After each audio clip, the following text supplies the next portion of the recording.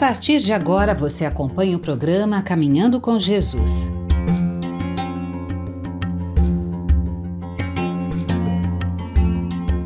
Boa tarde a você que sintoniza conosco na Rede Boa Nova de Rádio e na TV Mundo Maior, emissoras da FEAL, a Fundação Espírita André Luiz. Estamos começando com muita alegria em nossos corações mais um programa Caminhando com Jesus. Esse programa que vai ao ar toda quinta-feira às 16 horas. Eu sou Caio Ismael e com muita alegria estou aqui mais uma vez tendo essa oportunidade de fazer como apresentador esse programa e gostaria de agradecer por essa oportunidade a FEAL e a irmã Eliana, que também é a comunicadora desse programa. A você que está conosco, seja muito bem-vindo, muito bem-vinda. Se essa é a primeira vez que está nos alcançando ou se já nos assiste frequentemente, saiba que é possível mandar perguntas, dúvidas, comentários, sugestões de temas até pelo WhatsApp. Anota aí: 11 99643 3827. E nós estamos também nas diversas redes sociais, Facebook, Instagram, YouTube. É só procurar lá TV Mundo Maior, que você vai encontrar a nossa página, nosso site, e lá na página no YouTube, pode deixar seu comentário, seu joinha, compartilhar com a sua rede de contatos, com seus amigos, aonde você acha que de alguma forma essas palavras que serão trazidas nesse programa possam alcançar. Esse programa vai ao ar toda quinta-feira às 16 horas, já disse, mas é importante repetir. E o tema que hoje será trazido é um tema muito bacana. É superando o egoísmo, encontrando o ser cristão. E nosso boa tarde, Mariana, e ansioso para escutar o que a senhora tem a trazer sobre esse tema tão profundo. Boa tarde. Nossa, boa tarde, carinhoso. Quão bom estarmos aqui, tão bom nos encontrarmos às quintas-feiras, toda quinta-feira. É como o ritmo, sabe, do sol na manhã, as estrelas no céu à noite. Monotonia, rotina. Quão maravilhosa a rotina do dia, a rotina da noite, a rotina, sabe, da fé. Como é bom, rotina é uma espécie de roteiro também para a nossa vida. Tem a rotina da semente dentro da terra, e depois do seu crescimento, e depois da sua arte, e o que Emmanuel chama de o espírito de sequência, através das abençoadas mãos de Chico Xavier, trazendo-nos, colocando-nos dentro deste conceito maravilhoso de que há uma sequência nas coisas. Então, nada de correr, nada de pressa. Por quê? Porque tudo está no seu tempo e nós estamos dentro do olhar de Deus. Os tibetanos, os budistas dizem que nós estamos dentro do olho de Deus. É uma imagem forte, como se aí olhássemos como Deus olha. Nós colocamos fora. Ainda estamos na expectação divina. Não sabemos onde se coloca, onde está realmente o eixo desse propósito, mas preferimos, segundo o nosso querido instrutor espiritual Eusébio, colocarmos-nos como no olhar de Deus. Como o pai que olha o filho, como o Criador olha a criatura, em um lugar de distinção. Ah, os altares, né? Nem sempre os altares foram lá na frente e no alto. Já houve povos e culturas que colocam o altar no centro. Nós propugnamos o altar no centro. O que a gente conhece da filosofia trazida pelos espíritos através das abençoadas mãos de Chico Xavier, pela essa transcrição, como se ele fizesse uma codificação da codificação e da própria codificação, e nós estamos no centro, né? Quer dizer, Deus está no nosso centro. Teresa d'Ávila também usa essa imagem dentro de nós, como um castelo da alma, no centro um limpidíssimo cristal. Deus. Tão lindo isto. E colocamos nesse limpidíssimo cristal, o cristal das forças mais ternas, mais profundas, mais verdadeiras, mais intensas da vida. Convidamos você para viajar conosco nessa viagem maravilhosa, caminhando com Jesus até Jesus, às quintas-feiras. Aqui estamos, devagar e sempre, devagar e sempre, vagarando, como dizem, né? Lá no sertão, dizemos lá no sertão. O tema, na verdade, é superando o egoísmo. Como eu posso me transformar ou estar no ministério, que é o termo mais teológico, mais, vamos dizer assim, hierárquico, né, da igreja, ou da eclésia, ou da reunião. Nós, na doutrina, não temos essa terminologia. Nós nos chamamos de divulgadores, comunicadores, passistas, médios de cura, assistentes, mantenedores de fluidos, enfim. Nós nos partimos em inúmeras partes para compor o todo da cura, o todo da entrega, o todo da caridade. É lindo, amo muito esse espaço. Fiquei nele por isto. Então, superando o egoísmo, sair de si mesmo. Hoje teríamos como base da nossa fala o nosso querido Fonte Viva, o texto maravilhoso do Fonte Viva, para que e será lido, né, pelo nosso querido Caio Ismael. Daqui a pouco. Primeiro nós vamos falar sobre isto. Como superar o ego tão forte de nossa vida. É para superá-lo todo? Não, não é possível. Superar é estar, estar no comando além dele, não deixando que ele nos guie. Para fazer isso, eu preciso ter, primeiramente, a conceituação de o meu ser como um espírito e da minha vida como uma viagem de trânsito. Estou em trânsito, estou atravessando um planeta que se chama escola, hospital e até presídio, né? No sentido que estamos presos a determinadas forças dentro de um sistema que chamamos kármico, com expiações, horas difíceis de se passar junto àqueles seres que amamos, e provas. Provas é como a noiva, a núpcia sagrada, experimentando aquele vestido que vai usar nas suas núpcias sagradas, né? E belas. É muito bonita essa palavra. O que difere a expiação e a prova? Os nossos sentimentos. Na expiação, quase sempre nos revoltamos, ficamos muito entregues à autocompaixão, a um pessimismo indefinido, porque é dura a prova, é difícil a prova. Perdão, é difícil a situação. A prova não. A prova é um misto de inquietação e de incertezas, mas a gente sabe que é algo, eu sei.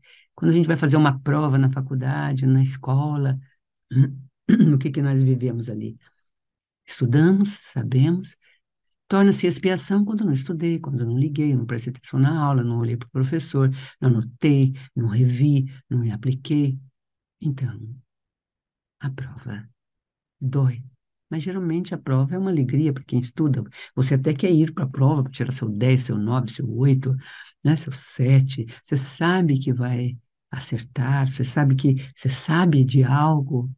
E o que você não sabe, com os erros da prova, pequenos que sejam, você aprimora e cresce. Então, como sair de nosso egoísmo? Tanto aos nossos apresentadores, quanto também as pessoas que vão começando o seu ministério, entre aspas, ou o seu caminho, as suas tarefas nobres, condignas de amor ao próximo, nós precisamos aprender a sair de nós mesmos. Aí então vem o ego, o nosso egoísmo. Até então, nossa vida ia acontecendo. Um fato doloroso de expiação nos visita, procuramos socorro. Nós vamos à igreja, vamos ao médico, ao psiquiatra.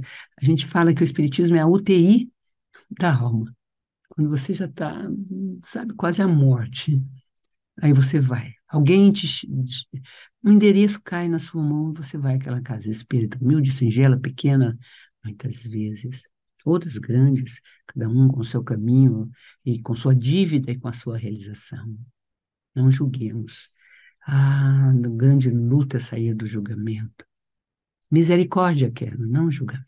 Então, essa é a nossa lida. Para não julgar, temos que sair do eu.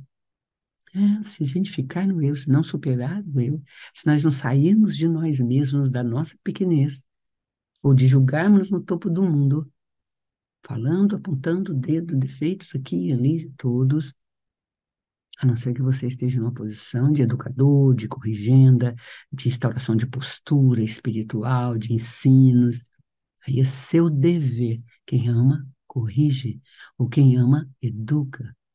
Quem ama, aponta. Quem ama, aperfeiçoa. Se aperfeiçoa no outro, com o outro. É lindo isso.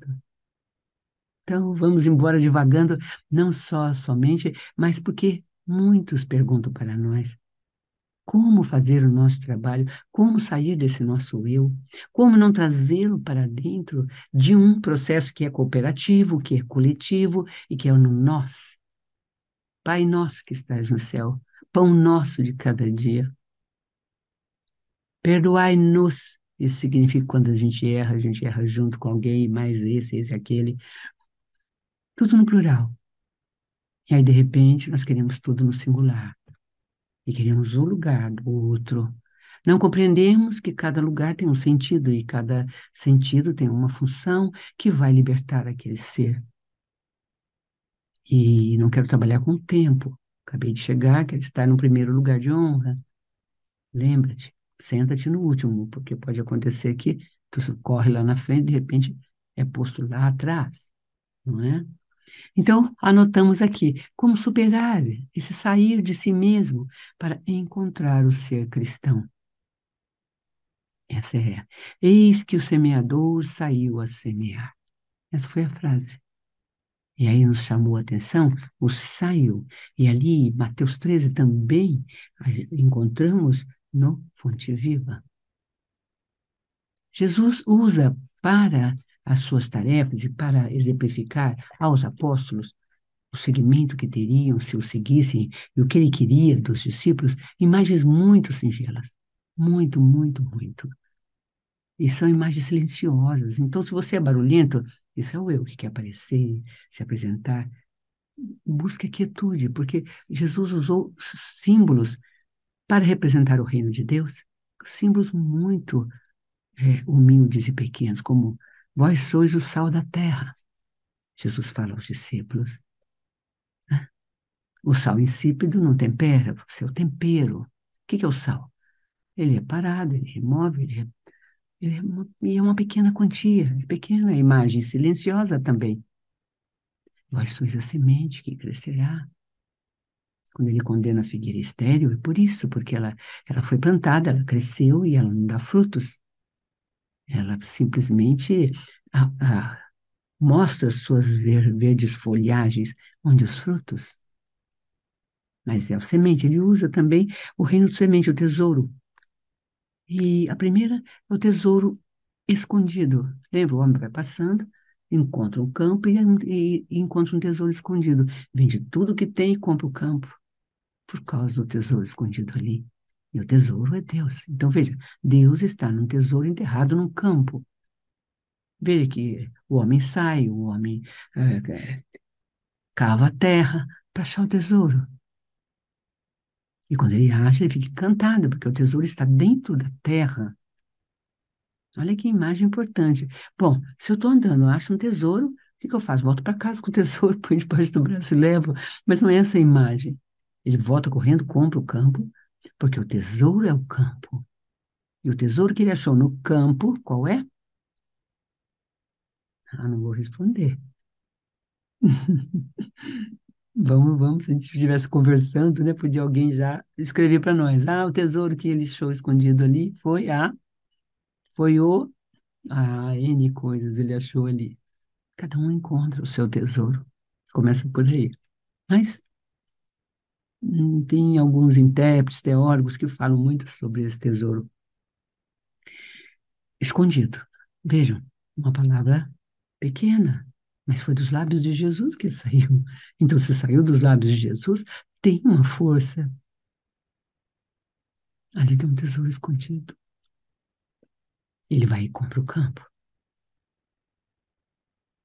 Quando a gente encontra esse tesouro da paz na casa que você visitou, no centro espírita que você está, ou na igreja que te apresentou Jesus, no púlpito, ou na missas, no catolicismo, ou no Seixonoe, com as representações tão lindas. Todos os lugares, todas as formas de adorar a Deus está escrito no grande credo espírita. Estava oculto. Então, para que você, adentrando o cenáculo, na dor, na expiação, passe por ele e recebendo a graça e a cura. Esse é o tesouro escondido. Aí você vai, vende tudo que tem e compra o campo. Ou seja, eu compro aquela coisa, não comprar de dinheiro, não comprar, sabe? É comprar uma ideia, é adquirir para si, transformar o seu eu apenas centrado no egoísmo, esse tesouro oculto que é para o outro. Ele está escondido, não se acha facilmente. Veja que imagem bonita, né? Depois ele usa uma segunda imagem para dizer aos discípulos que seria o reino, como se comportar. Ele fala do comerciante de joias que vai em busca da pérola, e encontra uma pérola perfeita, como ele tanto buscava. Ele a compra e ele a guarda. Que pérola perfeita é essa? Não? Tem um grupo espiritualista que ele traz pérolas. Ele chama A Hora das Pérolas. É um ensinamento, é uma palavra, muito bonito. Está atrás disso, essa imagem da pérola perfeita. Cristo. Responde aí no seu coração. E a terceira imagem é uma rede de pesca. Olha que forte, que bonito. Lançada ao mar. Tá vendo? Que apanha toda espécie de peixe. Então, quando você vai à multidão, quando aqui a TV Mundo Maior, a Fundação Espírita Feal, a André Luiz, as casas espíritas, todas, as casas André Luiz maravilhosas, espalhadas, todo esse grupo que fundou, através do nosso lar e de inúmeras colônias, esse movimento de divulgação da doutrina via mídia, né? Esse legado é incrível e nós devemos honrá-lo e apontá-lo e dizer que foi porque ali nasceu um exemplo e eu estou seguindo. Isso não humilha ninguém, isso soma. Saber que você honra a paternidade daquele projeto, a ideia original daquele projeto. Você não nega o pai, ou o movimento Pater ou Mater que fundou. Por isso que a gente sempre fala, estamos aqui na nossa casa de oração com o legado de Chico Xavier. Você tem que escolher. Tem espíritos lindos escrevendo em todo o mundo, mas só aqui, fora daqui. Mas para dedicar uma vida, para fazer bem feito, você precisa estudar, se dedicar. Até na vida estudantil, depois que você tira o colégio, você vai para uma faculdade específica estudar o que você quer. Você não vai saber todas as artes, todas as culturas, todas as coisas. Você escolhe. E lá dentro, né, se você é médico, você vai especializar em uma determinada tarefa. Nós gostamos de dizer e escolhemos, né? Aliás, fomos escolhidos, chamados para o trabalho de divulgação. É todo o vasto campo da sementeira que os espíritos fizeram com Chico Xavier. E estamos felizes com isso. É o que cabe dentro de nós. Estamos felizes, nascemos, vivemos e vamos falecer assim. E muitos virão atrás de nós também. É um legado, é uma escolha, é um direito. Direito de fala, direito de exercer um caminho, direito. Não dá para ser tudo o tempo todo. A cultura é imensa, o mundo é imenso. É preciso encontrar o tesouro no campo, comprar o campo. Não é verdade? Ou jogar a rede. Bom, a rede é mais complexa um pouco, porque ele fala da rede sendo jogada e ela traz todo tipo de peixe, mas há peixes que estão bons e há peixes que não estão bons, ou já estavam mortos e vieram juntos, ou estavam já carcomidos. O que faz o pescador? Separa os bons dos peixes ruins, devolve as águas aos peixes que não estão bons para serem comestíveis e ficam com os bons. Então, o que ele está dizendo para nós? Que o reino de Deus. E nós, enquanto propagadores, precisamos separar, saber que peixes são bons e ver quando o peixe não é, e saber que temos o que fazer. Deixar os outros em paz. É tão importante isso.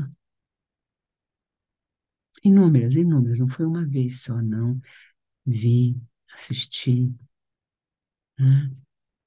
Pessoas que estavam ali, agradecendo, falando, e que logo depois, minutos atrás, outras falas, né? E um dia a voz de nosso Chico, em alto e bom som, levantou-se e falou daqueles que muitas vezes não são os peixes para a rede do pescador. Claro que quem, na época eu não tinha me atentado, então fui correndo para quando cheguei em casa, fui estudar, porque ele estava deixando um recado muito importante. Há peixes bons e há peixes que não são bons. Eu falei peixes ruins, peço de novo vênia, desculpa pelo meu discurso. Na tradução, várias traduções, é peixes bons e não bons para serem comestíveis. Alguns vivos devolvia-se para o mar, para as águas, né, do lago. E os que estavam mortos ou de uma forma machucados também. Olha que metáfora linda para explicar os nossos caminhos, enquanto seres que estamos superando o ego, superando o nosso egoísmo, para nos ater e transformar, sair de nós mesmos para encontrarmos o ser cristão. A pergunta é: onde está o meu ser cristão? Pergunta para você mesmo. Meu ser cristão está onde, como, em que momento? Será que eu saí para semear? Ou será que eu vivo sem sair para semear? Acordo de manhã e esqueço do meu propósito. Não importa que eu vá para o banco, para o hospital, para a empresa, ou para o educandário, para a faxina, eu saí para semear. E onde eu estou, eu posso semear com uma palavra, com... Claro que com... eu vi ali com o nosso querido Chico Xavier, abraços e na frente e atrás, comentários menos nobres. Até que nesse texto aqui, eu gosto muito desse pastor, né? Ele traz isto também. Ele mostra, falando, as pessoas falando de Deus, mas quando saem, né? Ele aponta isso aqui também. Deixa eu ver se eu acho aqui para ler para vocês. As metáforas, ele diz, né? Que Jesus usou para a vida daquele que quer seguir e tocar e adiantar e levar adiante, né? E ele traz a imagem, essa aí que eu falei, do pequeno, do humilde, do singelo, né? A nossa cultura dá ênfase, diz aqui o estudioso, né? O grande, a multidão, o barulhento. Aí ele diz, portanto, há uma necessidade estratégica dos que estão envolvidos no trabalho de divulgação doutrinária, especialmente pastores, ou comentadores, ou aqueles que estão no ministério, que fiquem tranquilos, equilibrados, tá vendo? Não são os remadores, ele está dizendo assim, fazendo força. São aqueles que estão segurando para dar, para a rede poder suportar o peso dos peixes que virão. Olha que lindo. É preciso silêncio, recolhimento e distância. E assim nós vamos passando, então, agora, a essa leitura maravilhosa do que vem complementar a nossa fala, vem complementar o nosso encontro, vem dar chama viva a essa definição, como superar o meu eu. Não a superá-lo, porque você não vai, você é um ser. O seu eu é importante. Mas se você centrar toda a vida em torno dele, você torna-se despótico. E você não vê o quanto você cresce com os demais. O Cristo vem instaurar uma forma coletiva de viver. A família pelos laços do Espírito. Ele funda um novo mundo e deixa para nós. Agora, nessa era que se abre, que se inicia, nós temos muitas comunidades crescendo, pessoas se reunindo, já se retirando para o campo, fazendo plantios com orgânicos, crescendo para uma vida de grupos, de sobrevivência, subsistência. Seres mesmo que deixam empresas, que deixam e vão viver de uma forma nova. As famosas, já desde o século já passado, no final, as ecovilas, que inundou parte dos Estados Unidos, Europa, em alguns pontos mais difícil, aqui no Brasil, algumas, enfim. Ecovila, veja, as vilas da ecologia da terra, da mãe terra, do cuidado, do zelo, do respeito, não só o meu próximo, mas o que é mais próximo de mim, aquela onde está escondido o tesouro, a terra que está debaixo dos meus pés, a matéria amada que me recebeu e me deu uma morada, morada ao meu espírito. Um grande abraço, até já. Com Caio Ismael, a leitura do Fonte Viva. Irmã, então, antes de ir para a leitura, vamos falar um pouquinho dos amigos da Boa Nova, a importância de se associar e tornar-se um amigo da Boa Nova, né? Então, para você que acompanha a Rede TV Mundo Maior, a Rádio Boa Nova, saiba que é possível se tornar sócio, um amigo mesmo da Boa Nova. E para isso, você pode mandar um WhatsApp para o telefone 11 97261 0272. Ou também ligar no número 11 24 58 32 14. E lá vão te receber, vão te perguntar algumas informações para cadastro e etc. E aí é possível se tornar um amigo da Boa Nova e ajudar, contribuir um pouquinho que seja, dando um pouquinho do seu, para que essa mensagem, para que essa televisão, para que todos esses programas cheguem ao maior número de pessoas possível, tá bom? E vamos lá ao item 64 do livro Fonte Viva, psicografado pelo nosso querido Chico Xavier, pelo Espírito Emmanuel. O título é Semeadores, como a irmã mesmo já trouxe. Todo ensinamento do Divino Mestre é profundo e sublime na menor expressão. Quando se dispõe a contar a parábola do semeador, começa com um ensinamento de inestimável importância que vale relembrar. Não nos fala que o semeador deva agir através do contrato com terceiros, com terceiras pessoas, e sim que ele mesmo saiu a semear. Ele mesmo saiu a semear. Ele não delegou, né? Não delegou a um terceiro. Ele mesmo saiu a semear. Transferindo a imagem para o solo do espírito, em que tantos imperativos de renovação convidam os obreiros da boa vontade à santificante lavoura da elevação, somos levados a reconhecer que o servidor do Evangelho é compelido a sair de si próprio a fim de beneficiar corações alheios. É necessário desintegrar o velho cárcere do ponto de vista para nos devotarmos ao serviço do próximo. Nossa, que forte aqui, né? O velho cárcere do ponto de vista, quanto que nós somos presos ao ponto de vista. Aprendendo a ciência de nos retirarmos da escura cadeia do eu, excursionaremos através do grande continente denominado interesse geral. E na infinita extensão dele, encontraremos a terra das almas, sufocada de espinheiros, ralada de pobreza, revestida de pedras ou intoxicada de pântanos, oferecendo-nos a divina oportunidade de agir a benefício de todos. Foi nesse roteiro que o divino semeador pautou o ministério da luz, iniciando a celeste missão do auxílio entre humildes tratadores mais e continuando-a através dos amigos de Nazaré e dos doutores de Jerusalém, dos fariseus palavrosos e dos pescadores simples, dos justos e dos injustos, ricos e pobres, doentes do corpo e da alma, velhos e jovens, mulheres e crianças, enfim, para todos. Segundo observamos, O semeador do céu ausentou-se da grandeza a que se acolhe e veio até nós, espalhando as claridades da revelação e aumentando-nos a visão e o discernimento.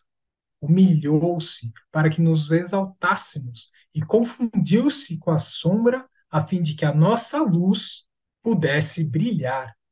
Embora lhe fosse fácil fazer-se substituído por milhões de mensageiros, se desejasse. Afastemo-nos, pois, das nossas inibições e aprendamos, como Cristo, a sair para semear. E aqui que forte, né, irmã, como ele termina nossas inibições. E o que eu gostaria que a senhora pudesse comentar um pouquinho, quanto que nós somos inibidos em fazer o bem, em sair do ego. Parece que estou refletindo, parece que é uma inibição. Então, a inibição também é algo para a gente superar no caminho do bem, irmã? Trabalho é todo este, superar as formas com que nós, eh, vamos dizer, nos submetemos a este egoísmo. O texto de Emmanuel vem justamente pedindo para que possamos sair do egoísmo. E as imagens que o Cristo usa para falar aos pregadores, aquele que que ele diz, ide pregar, ide semeai, também são humildes, é sair, porque a semente sai e planta. Na verdade, a pérola também, a, a joia também, ela sai do espaço onde está e enfeita. É sair. As coisas só brilham quando estão na claridade. Na obscuridade, elas não brilham. Então, esta palavra que você usou da timidez, né? Na hora da caridade, ou da contenção, ou da dificuldade, isto em cada um se revela de alguma forma. Tem pessoas que chegam e pensam que estão prontas, e às vezes estão. Algumas vezes observei a espiritualidade chamando para o trabalho pessoas que nem passou por nenhuma formação imediata, mas eram pessoas prontas pela vida, pessoas dadivosas, pessoas que fizeram outro caminho no contato com a força divina.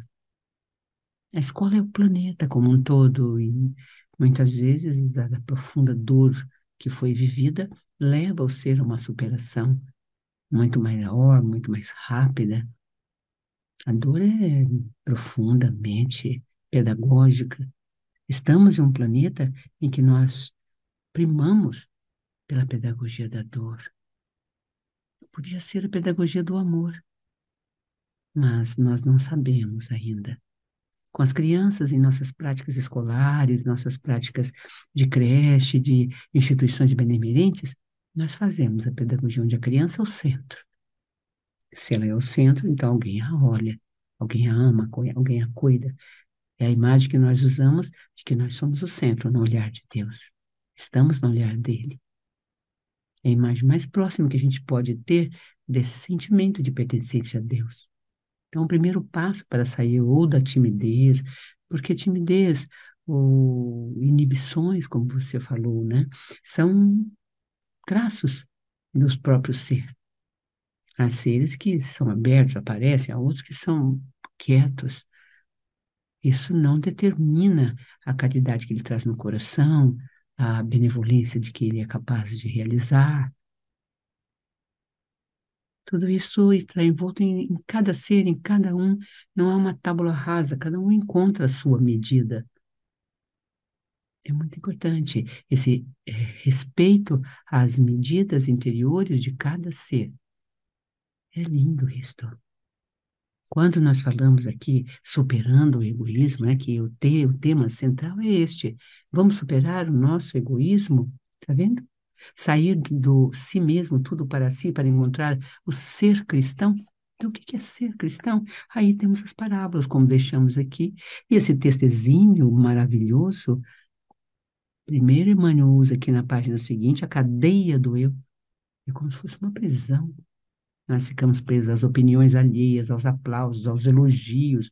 É impressionante como as pessoas mudam. A criança, ela não muda, Você pode elogiá-la, tudo, mas para ela, sabe, claro que o seu olhar, seu sorriso, mas não são as palavras. Porque você pode até elogiá-la com os lábios, mas não com o coração, e ela sabe. Mas nós perdemos esse discernimento de observar o nosso coração. Então, ele usa três imagens aqui muito fortes, realmente. Você, Caio, até parou para ler a cadeia do eu. Vamos substituir esse aprisionamento no eu pelo interesse geral. Essa semana mesmo, ontem, hoje de manhã, estava na reunião da nossa pedagógica, eh, mostrando, né, que o fazer com os outros era importantíssimo na solução dos problemas que a totalidade cria. Não é os outros escolhidos por você. Aí uma pessoa nos escreveu dizendo, mas eu comparto com este, com este, com este, sempre com os mesmos. O que que significa isto? Num espaço de umas 200 e pouca, quase 300 crianças, com monitores, professores, etc., um quadro grande. Então você não está compartilhando. Na verdade, você escolheu algumas pessoas simpáticas e que dizem sim às suas falas, e que você diz sim às falas delas, e o resto, e cadê? Então veja que confusão que é o ego e que é o egoísmo. Como é difícil sair dele. Eu acho que elejo uma minoria, quando você estuda os estados autoritários, os estados que chamamos de ditaduras, eles são grupos que se afinam entre si.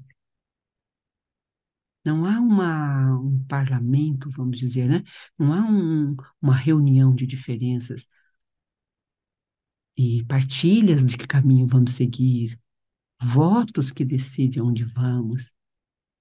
Aprender a ganhar, aprender a perder. É tão lindo. James Korczak, no grande livro Como uma Criança Amar, ele ensina isto. Ele traz o julgamento entre as crianças para resolver as problemáticas. Ele nunca resolveu as problemáticas do orfanato na Polônia sozinho. Ele resolvia com as crianças, reunia aquela plenária. Qual é? O que que foi? Ele quebrou a vidraça. Sim, e aí? Jogou pedra, não sei aonde. E aí? Todos votavam, todos, né? E as crianças, ele falava, elas eram terríveis quando escolhiam suas punições. Muito, muito mais duras até, sabe? Rígidas do que o adulto. Então, para o menino que quebrou a, a vidraça, foi ficar não sei quantos dias sem fazer isso, aquilo. Ausência, retirada do que tinha, o perder, para valorizar o ter e preservá-lo. Quando a gente não põe, não é transparente, não traz para o grupo, nós perdemos esta ferramenta maravilhosa. Não é bem uma ferramenta, que ferramenta você usa e joga, né? É um método, é uma postura diante da vida, né? Então, escreveu dizendo, eu acho que 4, 5, 6 pessoas, num ambiente com quase 300. Precisa de um plebiscito para fazer as coisas. Mas nós temos que aprender a fazer com os outros, com os demais. É muito lindo, não é? Não temos muito a caminhar, digamos assim, né? Há muito a caminhar para que a gente chegue nesse lugar. Então ele diz aqui, olha, vamos substituir a cadeia do eu pelo interesse geral. Aqui está a resposta, feita também por nós com as parábolas do reino. Seja humilde como a semente, dê flores, frutos, né? Cresça. É verdade. Ache o tesouro de si mesma, veja o seu tesouro, veja a sua contribuição, a luz que você pode dar e dê essa luz. É maravilhosa essa passagem em Mateus, nós estávamos lendo em Mateus, né? Que foi usado, inclusive, aqui pelo nosso querido Emmanuel, na citação do texto do Fonte Viva, como lemos aqui, eis que o semeador saiu a semear. Imagens usadas para Jesus, depois, né? Para a vida de espírita, de cristão, de todo ser que está anelado a um projeto de vida para trazer a palavra de Jesus, viver a palavra de Jesus, caminhar com Jesus até Jesus. Que você possa ter encontrado nessa nossa fala essa singela proposição e você possa contê-la em suas mãos e possa guardá-la no seu coração. É a sua timidez? É a sua indiferença? Tente localizar isto. Hoje tem muitos instrumentais de assessoria, de buscas. Busca e acharás, bate. Veja que são todas as movimentações do Cristo, eles ensinam-nos a primeiro ir, né? E saiu, eis que o semeador saiu a semear. Ele não mandou alguém semear por ele. Ele não foi só a colheita semear o que tinha semeado, ele saiu a semear. Então vamos guardar essa imagem e perguntar a nós mesmos, estou saindo a semear? Tenho feito a minha parte? Quando descumpro as minhas tarefas que eu assumi, não é? Eu leso um trabalho que está tendo continuidade no mundo invisível e no mundo visível. Tem consequências em nossas vidas. Enfim, queridos, né? É importante que nós saibamos separar os peixes bons dos peixes não bons. Não são ruins. Você vê que a gente já opera, né? Os contrastes e os opostos. Peixes bons dos ruins. Não. Peixes bons dos que não estão bons. Para serem, não são comestíveis. Há certos peixes que não são comestíveis, né? Então, ter a sapiência de entender isto, que naquela hora o outro não se pode dar em ceia para você. Aquele momento dele ou dela não é pão para a sua vida, não vai te alimentar.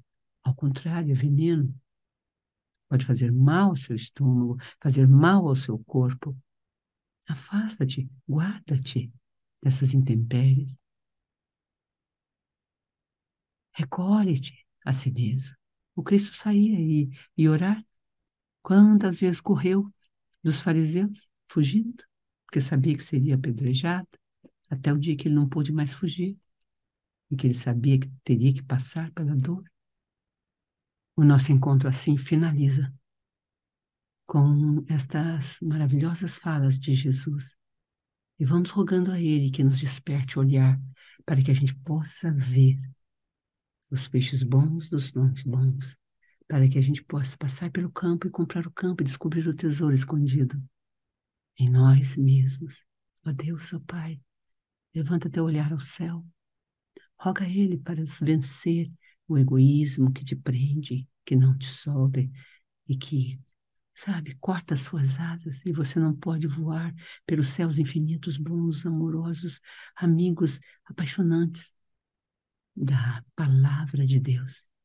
E ser um caminhante que leva esta palavra aonde está, no bom dia, o motorista de ônibus, quando entra no trem, no ônibus, quando para no semáforo, quando ajuda alguém na rua, quando vai falar com o garçom que te serve o almoço, ou a pessoa que está limpando sua casa, ou você como faxineira limpando a casa, você pode transformar sua vida em ministério.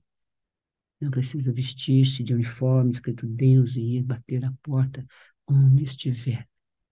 A sua igreja é a vida, a sua igreja é o seu ser. Por isso que, para vencer o nosso egoísmo, nós precisamos substituí-lo pelo bem geral, pelo próximo, pelo outro. Pai, Pai nosso, Senhor que está no céu da minha alma. E segue orando o seu Pai nosso. Boa tarde, um abraço fiel. Até a semana que vem.